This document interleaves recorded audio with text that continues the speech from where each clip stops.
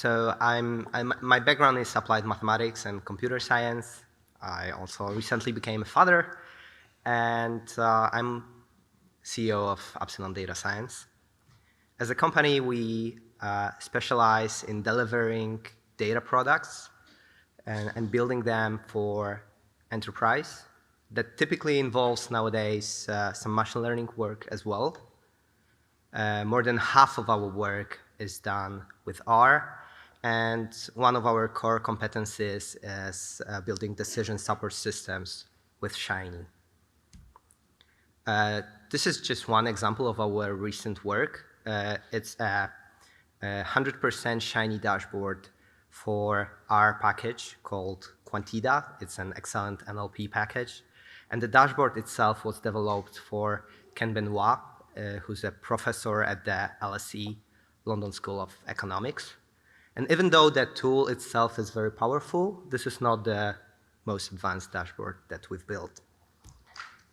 We support ourselves with our Shiny packages, and I have some hex stickers with me, so I encourage you to try the dashboard, and if you like it, come get hex sticker as well. And thanks to our experience both in mathematics and engineering, we successfully deliver data products for some Fortune 500 companies. And before I will give you my lessons, our lessons as a company, I want to ask a very important question first, which is, why Shiny? And this question should be asked for every technology we use. And Shiny is no different. There is a sweet spot of projects that Shiny is a perfect choice. And to find that sweet spot, we need to look at the alternatives. I remember very well when I won our first project with a Fortune 500 company. And it was just after the meeting when, at the video call, they've shown a PowerPoint slide with an idea of a data tool that they've wanted to create. And I've worked in the evening, and in 24 hours, I've sent them an MVP of that application. It was done fully in Shiny, and up to this day, I cannot think of any other framework that possibly can get me these results that fast.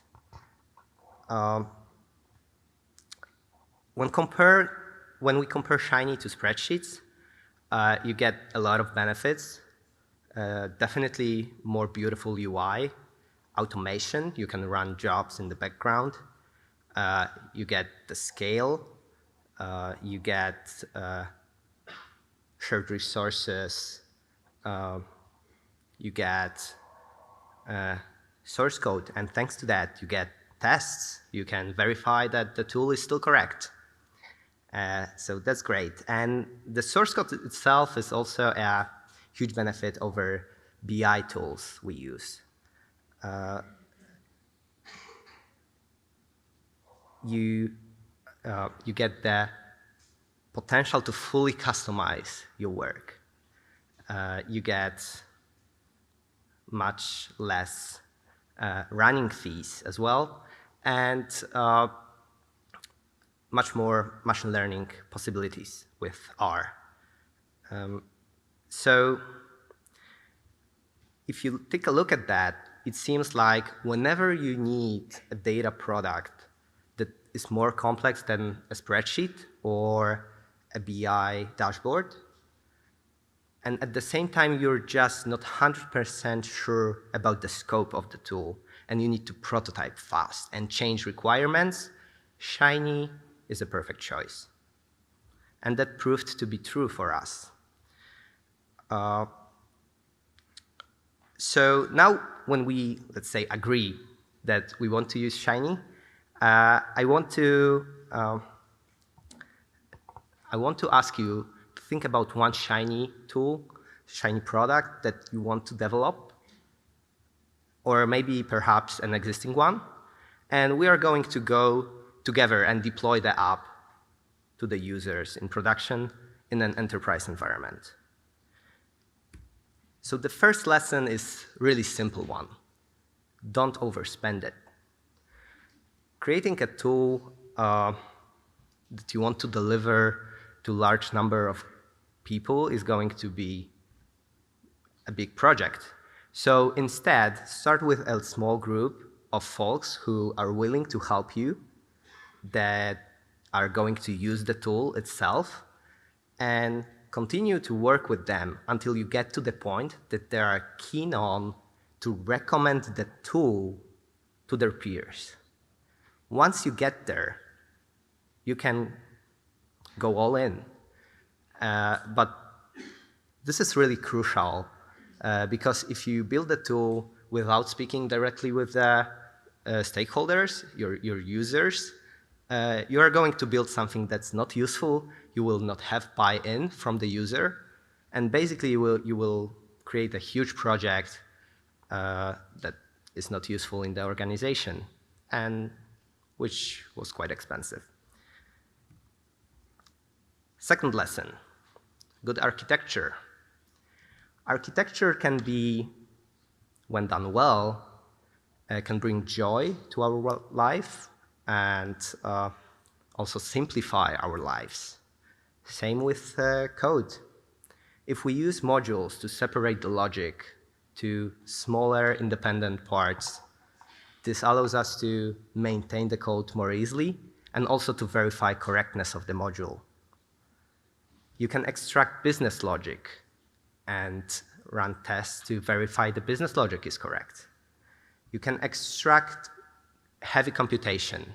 This can be done as a feature or a REST API, or maybe even you can precalculate the values before running the app.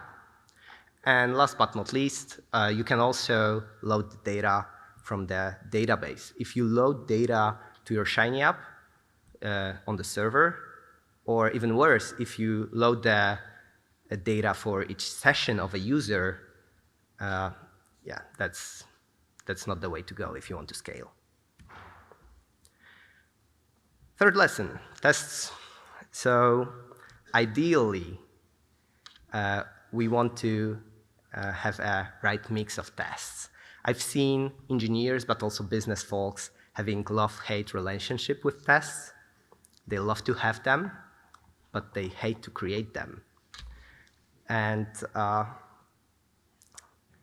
yeah, the key here is understanding that tests pay off when done well. So you need to have, the largest group is having very simple unit tests that verifies only basic concepts of the logic, and then less and less of more complex tests until you get to the point of just a few end-to-end tests. This allows you to minimize the time needed for manual testing. Sadly, this is not yet a standard for Shiny apps. What we see more is an anti-pattern called test cone, where we have a few, just few unit tests and more end-to-end tests. Why it's bad? Because to run a single end-to-end test, you need a lot of time, much more than for a unit test. So if you have many end-to-end tests, developers tend to skip the tests, and then they write less of them, none of them. And that's the easiest way to introduce bugs. And of course, we don't want bugs in production. The less we get, the better. But you don't only need to validate the logic and the source code. You also need to validate the data. So how do we validate the data? We set rules, predicates, to validate that. I'll get more into that on the following slides. But also you set an owner for each data set. So whenever that data is no longer valid, this person is responsible for learning what happened, how to avoid it in the future, and fixing the problem. But that's not only that. You also need to have a logging infrastructure. I've seen one talk about Shiny today about logs. And you want to gather both errors, but also good uses of your app to analyze further. And potentially even build new data products in the future.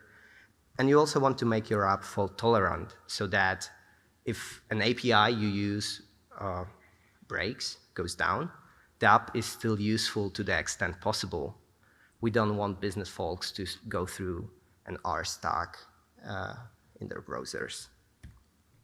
So just a 4 quick tips here as well. You can set up a daily data validation email to a data owner or text them if something happens. You can set up continuous integration to run tests for your logic, and also for style of code. You can use linter for that. And sometimes it also makes sense to show the data status directly in the app for the end users to notify them on what data they work on. Back to the data rules. We are quite paranoid about the data quality at Epsilon, so we even identified the different types of problems that can happen to the data. And there are some simple ones, more complex ones. I recommend you to, if you're interested, to go through the post by Pavel on our blog post. And there he goes deep into some crazy stuff that can happen. But trust me, with those data validation rules, we saved our customers from some serious trouble. OK, so the app is up and running, and we want to go all in. It's well tested. Typically, you want to run the Shiny app for using many processes, but quite often also using multiple servers. So you can use AWS for that. To run on multiple processes, you can use RStudio Connect, for example. And once you have the setup, you need to run performance tests. So that was a question to the previous talk. Let's dive into it. So here's an existing setup for one of our work. You see at the middle the load balancer. So that's more or less the same as on the previous presentation. Below, there are servers with RStudio Connect running the app that speak with the database. At the top, you see a master node, which is responsible for performing the tests. And to make it even more sweet, we have a R script that gathers the log and creates a report for us from the performance tests. All right, automation and deployment. So we need more than one deployment environment. You need at least 2, because one environment is only for engineers, developers working on the Shiny app, and the other is for the users that are using the app. When it's automated, you can do magic with cloud resources. You can easily go back, roll back. You can easily trash or create new instance of your app. So it seems like we get to the point where Shiny is much more than just beautiful user interface and machine learning model inside. We get a list of engineering tasks that need to be done to make the app really useful and ready for production in an enterprise environment. But the good news is it's all possible with R, and we can deploy such apps in Shiny. And oh, the coffee doesn't work. Anyway, we can deploy Shiny apps in very large deployments for hundreds of users, whole departments. And we can make them bulletproof as well. I'm happy to answer your question. I hope some insights are going to be useful for you. And If not now, then I'm happy to chat during the break.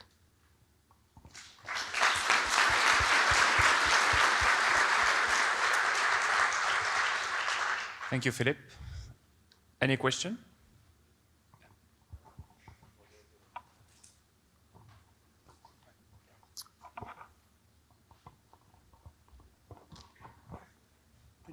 Thank you for the talk, really interesting. It was super cool for me to see someone talking about style checks. It's something we are not currently doing, but I really want to do it, not just for Shiny, but just in general. And I was wondering, where do you guys do it? Do you have, like we use Jenkins, for example. Is this something you do in Jenkins with the hook for GitHub? What is your suggestion? All right, thanks for the question. So typically we do it in several moments. So you can do it in your IDE. That's a really simple solution. But then you also need to make sure that the code doesn't get to the master or develop and so on. So you want to have the same checks on your continuous integration. So you can do it in Jenkins, in any other continuous integration tool you use. But it's important to set those checks in many places, like pre-hook in your Git configuration, continuous integration, and so on. Yeah. Okay. I want to congratulate you. A great presentation. And I have a question about testing. With previous project, I struggled a lot with making tests, and especially integration tests seems hard to me. And my question is, what's your approach to integration tests? Mm-hmm. So we have an internal solution.